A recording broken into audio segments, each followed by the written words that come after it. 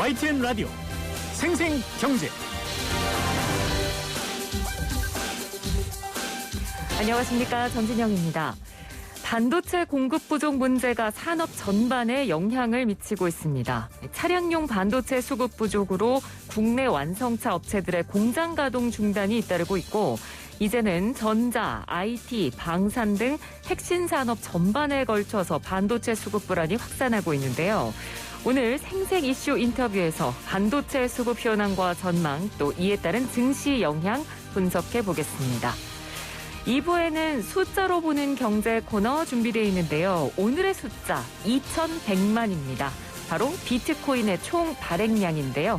오늘은 이 숫자를 중심으로 비트코인에 대한 모든 것 알기 쉽게 설명해 드리겠습니다.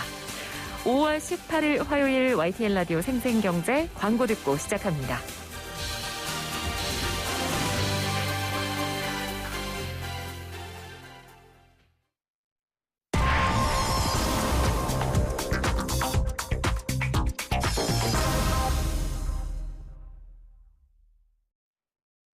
차량용 반도체가 5월 보릿고개를 맞았습니다. 지난해부터 이어져 온 반도체 수급 불안이 8월은 돼야 공급 확대로 좀 안정이 될 거라고 하는데요. 현재 반도체 부족난이 어느 정도로 심각하고 또 반도체 업계와 자동차 업계에 미칠 영향은 어느 정도일지 알아보겠습니다. 유진투자증권 이승우 센터장 전화 연결합니다. 센터장님 안녕하십니까? 네, 안녕하십니까. 예. 자, 먼저 이 청취자들의 좀 이해를 돕기 위해서요. 우리가 일반적으로 생각하는 반도체에서 차량용 반도체가 차지하는 비중이 어느 정도고 또 이 차량용 반도체가 어떤 특수성을 가지는지 좀 설명을 부탁드리겠습니다. 예, 그 반도체에서 사실은 우리 통신과 컴퓨터가 차지하는 비중이 한 70% 정도 되고요. 네. 자동차가 차지하는 비중은 한 9에서 10% 정도 됩니다. 적네요, 생각보다. 뭐 적다고 할 수는 없고요. 네. 뭐 나머지 30% 중에서 결국 3분의 1이니까 뭐 그렇고 적은 상황은 아니고요. 네.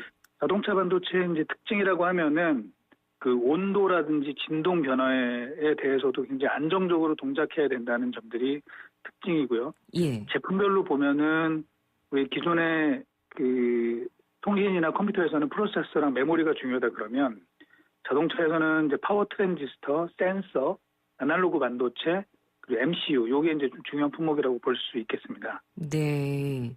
사실 저희가 생각하면 한국은 반도체 강국이다 이렇게 생각을 하잖아요. 그러면 이 수식이 차량 반도체에도 적용이 됩니까? 그렇진 않습니다. 자동차 반도체에서는 유럽이나 일본 그리고 일부 미국 업체들의 점유율이 상당히 높고요. 한국은 뭐 아쉽게도 자동차 반도체에서는 1%가 채 되지 않는 점유율을 가지고 있습니다. 네. 그러면 우리나라는 차량용 반도체는 그럼 주로 수입에 의존을 하겠네요. 뭐 거의 대부분 그렇습니다. 지금 점유율 1위 업체는 독일의 인피니온이 차지하고 있고요. 2위는 네덜란드의 NXP, 3위는 일본의 르네사스, 4등은 이제 미국의 텍사스 인스트루먼트고요. 주로 이쪽 업체들 아니면은 이제 독일의 보쉬를 통해서 수입을 하고 있습니다. 네, 그렇군요. 제가 앞서 오프닝에서도 보릿고개라는 표현을 쓰긴 했습니다만 이 반도체 보릿고개는 그러면 차량용 반도체에만 국한이 돼 있는 건가요? 아니면 반도체 전체적으로 수급이 지금 줄어든 상황인가요? 결론부터 말씀드리면 전체적으로 현재 수급이 좀 빠듯한 상황이고요. 네. 그중에서 자동차는 특히 이제 미국의 입장에서는 굉장히 중요한 산업이기 때문에 좀 최근 들어서 더 부각이 많이 되고 있는 것 같습니다. 그래서 지금 수급이 전반적으로 줄어들었기 때문에 가격도 굉장히 요동치고 있다는 이야기가 나오고 있는데 최근에 그런 차량용 반도체 가격 추이는 어떻습니까? 차량용 반도체 가격은 뭐 정확하게 저희가 알 수는 없지만 현재 한 10에서 한 20% 정도 평균적으로 올랐고요. 또 제품이라는 게 굉장히 많기 때문에 일부 제품 같은 경우에는 한 3배 이상 오른 것도 현재 있다는 것으로 파악이 되고 있습니다. 네. 참고로 PC용 D램 같은 경우는 뭐 고정거래 가격 같은 경우에는 한 25% 그리고 현물 가격 같은 경우에는 한 70% 정도 가격이 오른 상태입니다. 예, 그렇군요. 자, 그러면 가격이 오른 원인, 그리고 반도체 생산이 왜 이렇게 부족한지 이제 원인들을 저희가 좀 분석을 해볼 텐데요. 자, 첫 번째로 왜 이렇게 최근에 차량용 반도체 생산이 부족해진 건가요? 가장 근본적인 원인은 이제 수요 예측이 좀 빗나간 측면이 있습니다. 네. 작년에 조금 코로나로 인해서 세계 경제가 위축이 되고 소비가 좀 줄어들지 않겠느냐라는 그런 예측이 많았기 때문에 사실은 뭐 차량용 반도체뿐만 아니라 뭐 핸드폰이나 또는 PC 이쪽에서도 사실은 그 수요가 이렇게 크게 증가할 거라고는 예측을 못한 부분이 굉장히 많고요. 네. 특히 자동차용 반도체는 신규 12인치 그 반도체 생산 라인보다는 8인치 팹에서 주로 만들어지는 경우가 많은데 8인치 같은 경우에는 좀 뭐라 그럴까요? 좀 구형 장비들이 많이 들어가다 보니까 네. 새로운 투자가 아무래도 조금 느슨하게 진행된 측면이 많았기 때문으로 보고 있습니다. 네. 지금 방금 말씀해 주신 그 8인치, 12인치 이거 관련된 부분에 있어서요. 이게 어떤 공정의 차이인가요? 그 반도체 기판의 사이즈를 나타내는 것이고요. 이게 예. 반도체 기판에 따라서 장비들이 바뀌게 되죠. 그거에 맞는 장비들이. 네. 그런데 이제 지금은 주로 대부분 12인치로 최신 공정들은 만들어지고 있기 때문에요. 네. 8인치 관련된 설비들은 아무래도 그렇게 뭐 많지가 않고 각 업체들도 자동차 반도체 업체들도 그쪽에 대해서는 조금 등한시한 측면이 있습니다. 그런데 자동차 반도체는 사실은 그 우리 PC나 스마트폰에 들어가는 것처럼 굉장히 초미세 공정으로 만들 필요까지는 없거든요. 네. 그 크기가 중요하지가 않기 때문에 상대적으로. 그러다 보니까 이 최첨단 장비를 쓰는 것보다는 약간 그 오래된 기존의 장비를 활용하는 측면이 많은데 이제 그 부분에 대해서 이제 투자를 많이 못한 측면이 크다고 보시면 될 것 같습니다. 예, 그렇군요. 알겠습니다. 뭐 코로나19 관련한 뭐 요인도 있겠습니다만 아까도 수요 예측을 제대로 못한 부분이 이번에 좀 원인으로 작용했다는 말씀을 해주셨는데 그러면 이렇게 최근에 수요가 증가한 원인은 어떻게 해석할 수 있을까요? 이제 그게 상당히 뭐 논란이 많은 부분이 있는데 네. 제가 이렇게 설명을 드릴게요. 전 세계 반도체 시장 규모가 한 4,400억 달러 정도 됐어요. 작년 기준으로. 네. 그런데 예를 들면은 여행 산업이 어떻게 되냐면 여행 산업의 그 업체들의 매출액 합계가 한 2조 달러 정도 됩니다. 네. 그러니까 반도체 시장보다 한 5배 가까이 크고요. 그다음에 의류 산업도 한 1조 6천억 달러 정도 됩니다.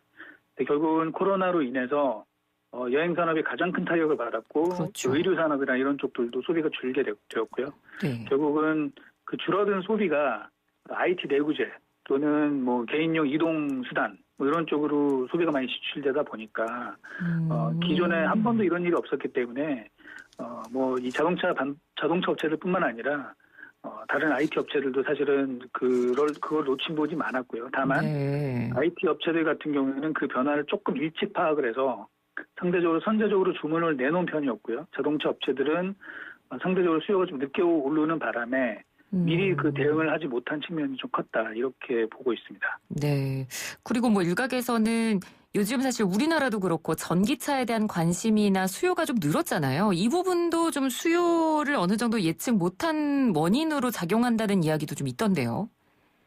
지금 현재 이제 평균 자동차의 한 대당 들어가는 반도체 금액은 한 400달러 정도가 되고 있는데, 네. 이제 전기차 또는 이제 거기에 일부 자율주행 이런 기능들이 탑재되면서 그 대당 소비되는 반도체의 금액이 좀 증가하는 측면도 분명히 있습니다. 그래서 그런 부분도 좀 추가적으로 그 자동차 반도체의 수요가 몰리는 이런 요인이 될 수 있습니다. 예. 자, 그럼 상황이 지금 이렇다면 저도 그렇고요. 아마 많은 분들이 이렇게 생각하실 것 같습니다. 우리나라가 반도체 강국이라는 건 다 알고 계시니까 아니 이렇게 전 세계적으로 반도체가 부족하다고 하면 우리한테는 오히려 호재로 작용하는 거 아닌가. 반도체 강국인 우리나라가 열심히 반도체를 만들어내서 수출하면 되는 거 아닐까? 좀 이렇게 생각하실 수도 있을 것 같거든요. 근데 이제 반도체 산업의 특성상 반도체는 고정비 부담이 굉장히 많습니다. 그래서 네. 반도체 업체들은 1년 365일 24시간 100% 풀가동을 하고 있습니다. 항상. 아, 네. 예를 들면 이제 다른 산업 같은 경우에는 뭐 공장을 밤새 돌려서 추가적으로 생산하면 되는 거 아니냐 그러는데 반도체는 이미 100% 풀가동을 하고 있기 때문에 그렇군요. 네, 이걸 쫓아갈 수가 없고요. 결국 이걸 해결할 수 있는 방법은 추가적인 설비 투자를 통해서 좀 시간을 좀 벌 수 있는 게 유일한 그 해결책이라고 볼 수밖에 없겠습니다. 증설만이 유일한 답인 거네요, 그러면? 그렇습니다. 예. 자, 그러면 지금 이렇게 이 반도체가 수급이 잘 안 되다 보니까 가장 우려되는 부분이 우리 완성차 업계가 아닐 수 없습니다. 뉴스에서도 이미 많이 언급이 됐습니다만 현대차 울산 공장이 차량용 반도체가 부족해서 멈췄다는 기사가 나왔거든요. 이 공장이 멈출 정도면 상황이 심각한 거 아닙니까? 네, 이제 그 부분 좀 설명을 드리면은 네. 저희가 파악해 보니까 한 4월달, 5월달에 각 이틀씩 공장 가동이 멈춘 것 같은데요. 그러면은 총 차질 대수는 이틀에 한 4,000대 정도 보고 있습니다. 그래서 올해 한 2분기에 지금 현대차가 생산 차질이 나는 건 한 10,000대 정도 규모가 될 것 같습니다. 네. 근데 이제 저희가 파악한 바로는 글로벌리 올해 상반기 중에 한 360만 대의 생산 차질이 빚어질 걸로 보고 있고요. 예. 그 중에 한 30에서 40% 가까이가 미국 업체들이 좀 문제가 많고요. 그 다음에 유럽이 또 나머지 한 30% 정도가 됩니다. 그래서 지금 자동차 반도체가 뭐 전 글로벌적인 문제이긴 하지만 그 중에서도 이제 미국이 제일 심각하고 그다음에 이제 유럽 업체들이고요.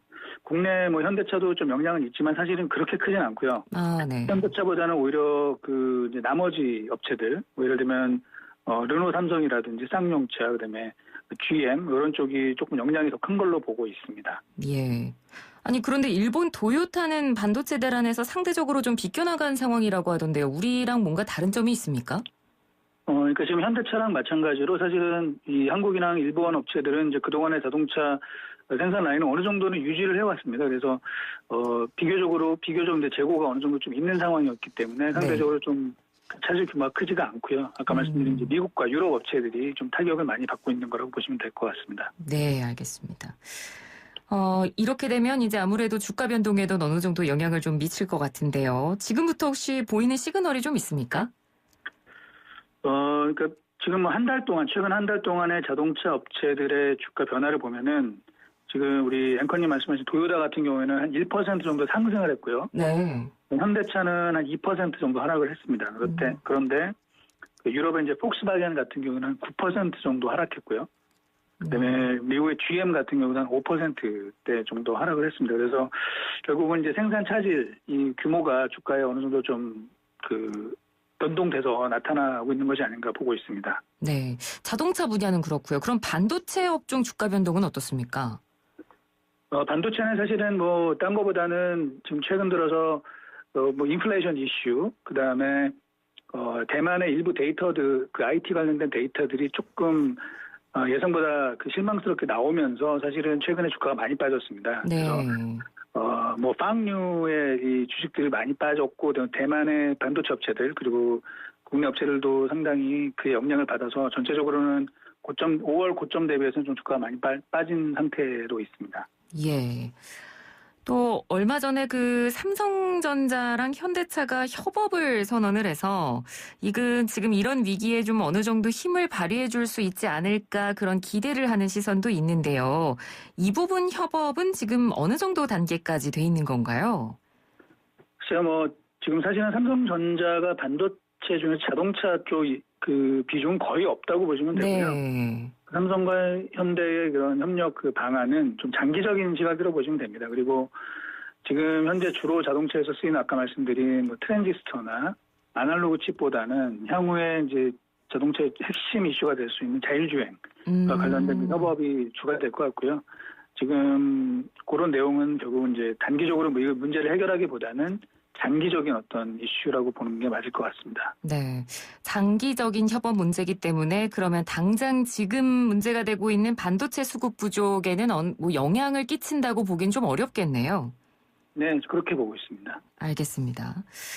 자, 상황이 계속 이렇다 보니까 이 바이든 대통령이 얼마 전에 미국에서 반도체 화상회의를 주재를 하지 않았습니까? 그러면서 이 미국의 반도체 생산 증가를 여러 번 언급을 했는데 이게 정말 그냥 괜히 한 말은 아니구나라는 걸 다시 한번 느끼게 됩니다. 이번 주에 또 한미 정상회담도 예정이 돼 있는데요. 관련 언급이 있을까요?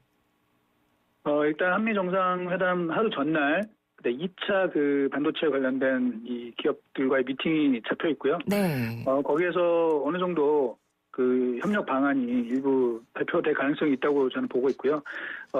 이 대통령 이 정상회담에 있어서도 사실은 뭐 기업들 간의 문제이긴 하지만 거기에 이제 국가들 간에 사실은 자동차 산업의 중요성 그리고 우리나라 입장에서 또 백신의 중요성 이런 것들이 서로 좀 언급이 되지 않을까 그렇게 판단하고 있습니다. 네.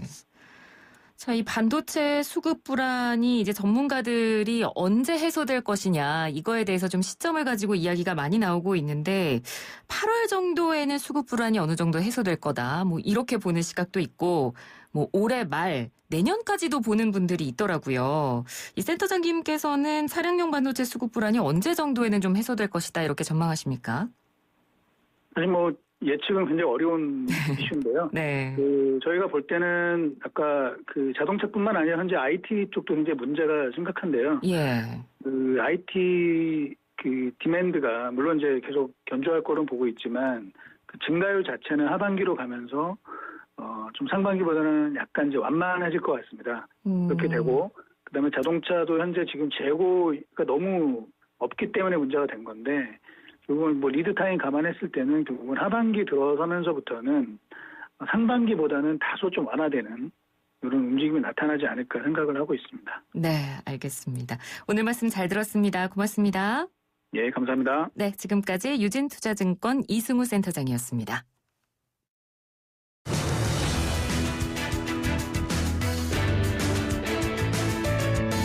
한 발 빠른 경제 이슈로 여러분을 찾아갑니다.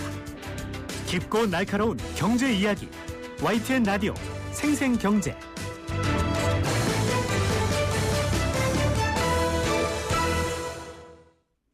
네, YTN 라디오 생생경제 함께하고 계십니다. 화요일의 코너죠. 알고도 속는 보이스피싱. 이 시간을 통해서라면 피해를 막으실 수 있습니다. 금융감독원 불법금융대응단 문성훈 수석조사역 전화 연결합니다. 조사역님 안녕하세요. 네, 안녕하십니까. 네, 지난주 저희가 이 시간이 첫 시간이었는데 그때도 조사역님께서 전체 보이스피싱 금액의 66% 정도, 그러니까 가장 많이 차지하고 있는 수법이 저금리 대출을 해주겠다. 이 부분이라고 말씀을 해주셔서 오늘은 저희가 관련한 이야기를 좀 나눠볼 텐데요. 자, 본격적으로 이야기를 나누기 전에 먼저 신고가 됐던 보이스피싱 녹취 파일을 저희가 좀 준비를 했거든요. 들어보고 이야기 나누도록 하겠습니다. 예, 여보세요? 어디세요? 예, 안녕하세요. 저희 하나캐피탈 좀 들렸습니다. 아, 그래요?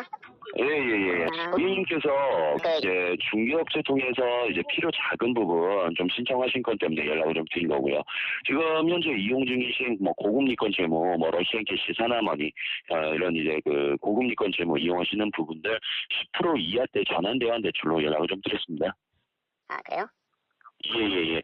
지금 보시면은 이제 신용 등급 부분하고는 관계없이 저희 측에서 연이자 이제 10% 이하대의 저금리 대환 상품으로 햇살론 상품이나 바꿔드리면 이런 상품으로 이제 정부 지원 상품으로 이제 지원차 연락을 좀 드린 거고, 현재 이용 중이신 고금리권 어디 이용 중이시죠? 많이 있죠. 예, 대부업권 그러면은 어디 이용 중이세요? 네, 저희가 실제 이 보이스피싱 사례 녹취 파일을 들려드렸습니다. 그러니까 한마디로 정리를 하자면 고금리 대출을 저금리로 전환을 해서 우리가 좀 대출 상품을 제공을 해주겠다 이 얘기입니다. 자, 저는 이걸 듣고 가장 궁금했던 게요. 피해자가 고금리 대출을 지금 많이 받고 있는 상황인지를 사기범이 어떻게 하는 건가요? 네, 대화 내용에 고객님께서 중개업체 측에 피해 자금 부분을 신청해서 연락한다라는 말이 있는 거예요. 네. 고객은 이미 오래전에 사기범들이 보낸 저금리 대출 문자나 전화를 받고 상담을 받았고요. 그 과정에서 스스로 내가 어떤 대출을 어떻게 쓰고 있다고 알려준 경우입니다. 그리고 그 멘트 중에서 사기범들은 예전에 이미 입수한 정보를 알고 있으면서도 이걸 업데이트하기 위해서 피해자가 모른다, 알아보고 연락해 주겠다라고 하는데도 계속 이용 중인 고금리권이 어딘지를 반복해서 묻고 있는 걸 볼 수가 있습니다. 네. 사기범들이 이렇게 미리 개인정보를 수집한 다음에 범행 대상을 출연해서 본격적인 보이스피싱 작업에 들어갑니다. 그렇군요. 그러니까 미리 어떻게 보면 범행 대상을 이른바 물색을 해놓고 계속해서 지금 질문을 던지면서 개인정보를 알아내는 수법을 쓰고 있는 건데 그리고 이야기를 듣다 보면 우리가 알만한 금융 대부 업체들 이야기도 많이 나오거든요. 그리고 처음에 하나캐피탈이라는 구체적인 금융기관 이름을 언급을 했습니다. 이게 제가 찾아보니까 실제로 있는 금융기관이더라고요. 예, 맞습니다. 보이스피싱 범들은 피해자를 안심시키기 위해서 사람들이 많이 들어본 것 같다고 생각하는 그런 제도권 금융회사 이름을 골라서 사용하게 되는 거고요. 네. 당연히 실제 금융회사 직원은 아닙니다. 근데 이렇게 실제로 있는 금융기관의 이름을 언급하면 당연히 받는 사람 입장에서는 속을 수밖에 없을 것 같고요. 그리고 아까 들으셔서 다들 좀 느끼셨겠지만 사기범 목소리가 정말 약간 상남 직원 같달까요? 굉장히 예의 바르고 친절하고, 친절하다는 표현을 쓰면 안 되겠지만 좀 그렇게 네. 느껴지거든요. 예.